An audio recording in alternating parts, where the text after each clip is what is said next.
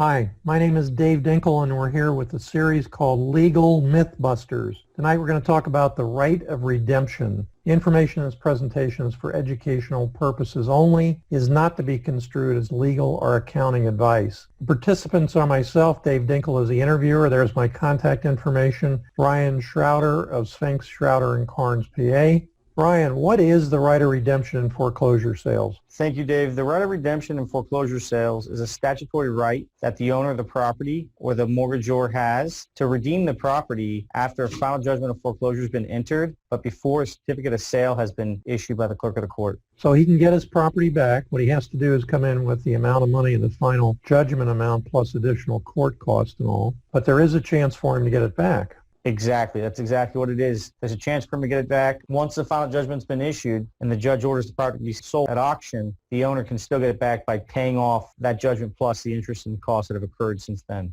Okay, well, how long is the right of redemption? In the state of Florida, the right of redemption you have from the time the judgment was issued until the certificate of sale is issued by the clerk of the court. Certificate of sale, not to be confused with the certificate of title, is usually issued within 48 hours, but could be as long as 3-4 days after the sale has been completed. So what we hear all the time, which is now one of the myths that we're going to be busting, is the right of redemption is 10 days after the sale date. Absolutely. This is a very common misconception. Believe it or not, I've even seen this on law websites saying that in Florida the right of redemption is 10 days after the sale date. This is totally confused with the certificate of title, which is a separate issue. The certificate of sale, which controls, it's the controlling date here, is a certificate the sale the clerk issues after a sale is completed, and the clerk's supposed to expeditiously issue that. Usually it's within 48 hours of the sale. And basically that certificate says a sale took place on this date, this amount, this was the bidder. Once that's issued, your right of redemption is closed out forever. The only small exception to that is if the judgment specifically had language giving you or granting you a longer period. So be clear again, what is the difference between a certificate of sale and a certificate of title? Okay, to explain you the two things, the certificate of sale comes first. The certificate of sale, after an auction takes place and the sale has been consummated, the clerk goes through, double checks, make sure everything was done correctly, and they issue a certificate of sale, letting the court and all the parties know that everything was done correctly and these are the terms. Once that certificate of sale is issued, it obviously references who the correct bidder is. Within 10 days of the certificate of sale, a title is issued to the winning bidder. And that's that second date, that certificate of title, that really has nothing to do with the redemption period. Between the certificate of sale and certificate of title, the owner of the property has 10 days to object to the issuance of a certificate of title, but that has nothing to do with redemption. Those are objections that are usually based off of due process issues, and very rarely do you succeed in those. I think that's why it's commonly confused with the redemption period. So the issuance of the certificate of sale will only come if the property has been paid for in full, correct? Correct. When you bid on the property, as a bidder, you're required to put 5% down or 5% in the court registry. Oftentimes, the winning bidder does not complete that sale the next day and pay the remaining amount. If there's other bidders, it could move on to them, and sometimes the sale cannot be completed because that winning bidder did not finish or come up with the money to pay, and there's no one else to move on next in line. So you wouldn't have a certificate of sale issued in that case. Okay, yeah, in the good old days when they had open outcry, what would oftentimes happen is you didn't have to put up a deposit until the following day, and then you had another day to pay. Those days are long since gone. Let's look at an actual example that actually you and I were both involved in. A real life example was there was a judgment issued on a property for $147,000 and change. That property was ordered to be sold at auction. At auction, the high bidder was $283,000. In this interim time between the final judgment and the auction, but unfortunately a sale did occur, and the investor was in talks with the owners of the property to buy the property for $215,000. They weren't able to get that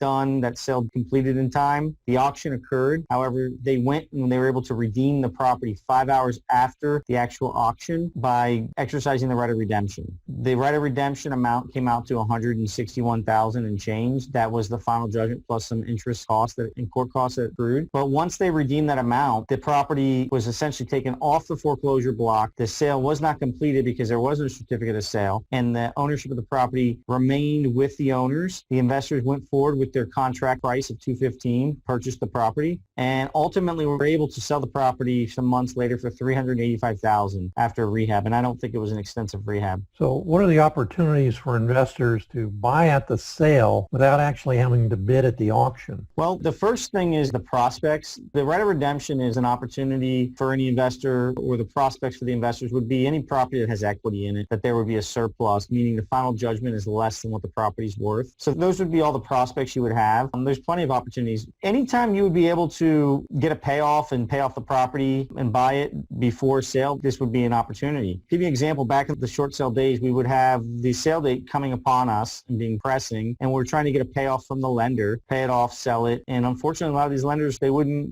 produce payoffs quick enough or in time. Well, in lieu of waiting on the lender to produce a payoff, they could have just went and redeemed and had the clerk calculate the amount based off the final judgment. So there's a lot of opportunity there. Anyone who's involved in short sales knows the trouble you'd have to go to try to get payoffs and the length of time it would take. Additionally, a lot of times when you request those payoffs, they end up being $6,000, $7,000 more than the actual right of redemption amount, because the lender puts on other costs that they believe that they may incur, they might be able to go back and later on add on. So the lender tries to get everything in one shot, whereas with the right of redemption, it's going to be statutory. They're going to calculate the amounts based off the final judgment. It's oftentimes $6,000 to $7,000 less. So anytime you have a property where the equity allows for a payoff, this would be an opportunity for an investor. That's a great opportunity to save money. I think one misconception by investors is that if it's in foreclosure, it can't have equity. In fact, here's a good example where the homeowner couldn't pay the mortgage, yet the property was worth more after what we call lipstick on a pig kind of rehab on it. So one other question, what is surplus and how does that work? Well, that ties back into the first or the last slide we had. A surplus is the amount of money that is left over from a sale, foreclosure sale, after the judgment's paid off. So if you have a judgment against the property for $100,000, but it's worth $200, or I shouldn't say what it's worth, but when it goes to auction, somebody bids $200,000 on it. Well, they take the first $100,000 and they pay off the judgment, and the remaining money is considered a surplus, and it goes back to the property owner. So it's more common than you would think. There's oftentimes a surplus or foreclosure surplus with foreclosure sales. So any property would have a surplus, or you would see, would have been an opportunity for an investor to get in there with the right of redemption. Okay, one thing is who gets that surplus, because that's changed a number of years ago. The old rule was the owner of the property got the surplus. A lot of times you would have people go and then buy the property from the owner who's being foreclosed on for pennies on the dollar, just so that they would be able to get in line and get the surplus as the then owner when the sale happens. The state kind of caught wind of this and they changed the law, and they said that the proceeds, or the surplus proceeds, go back to the owner at the time the list pendants for the foreclosure was filed. What that means is when they file the initial foreclosure, accompanying that complaint for foreclosure is a list pendants that's recorded in the public records, puts everybody on notice that there's an action against specific property. That's the time frame that locks in the surplus owner. We know certain foreclosures take 3-4 years. If a foreclosure ultimately takes 3 or 4 years and results in a surplus, the person who would be entitled to that extra money would be the owner at the initial time 3-4 years ago when the suit was filed. Aside from the owner, other defendants, other lien holders can put a claim on the surplus if that situation presents itself. So if you had a second mortgage, they could get in line behind and put a claim on the amount left over after, or municipal code lien or something to that effect. But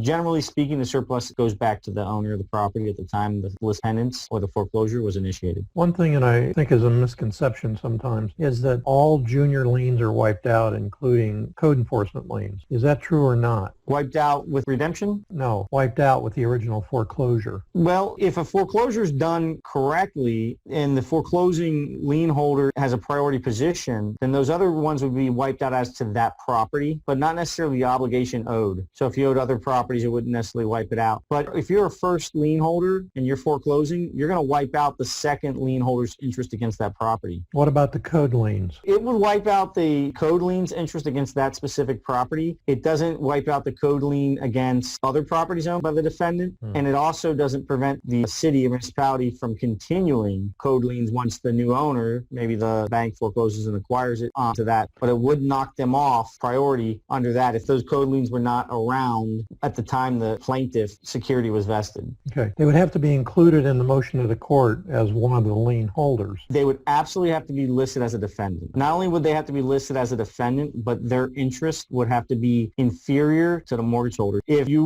wanted to lend money on a property that currently has code liens, you're not going to jump in first position over the code liens. These code liens would have to have acquired after you vested your interest in the property as a lien holder. Then you're foreclosing it, and it's only going to wipe it out to the extent that it has rights on it after. Any other comments before we wrap it up? I think that's it. Okay. Well, as you can see, foreclosure and surplus and these things are not always simple, but they can be extremely profitable. All right, as a final reminder, do not assume that because you have a similar situation, it truly is one that was mentioned in this interview. The best thing you can do is seek the advice of a competent attorney armed with complete facts that apply to your specific situation. Any questions or comments you have should be addressed to info@myfllegal.com so they can be addressed. Again, Ryan, thanks very much. Thanks for having me.